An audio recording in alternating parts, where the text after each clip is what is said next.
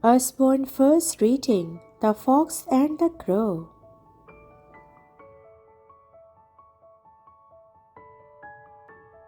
Fox was always hungry.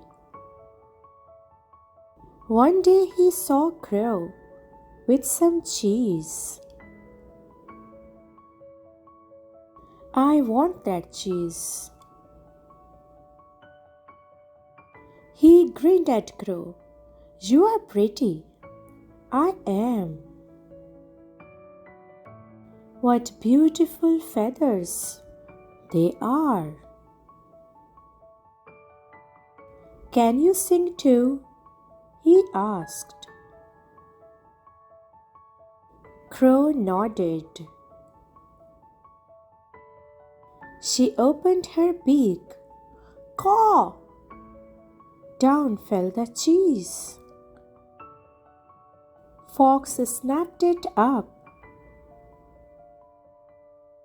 That was mine, cried Crow. Fox laughed. Don't always believe people who say nice things, he said. Sometimes they just want something from you.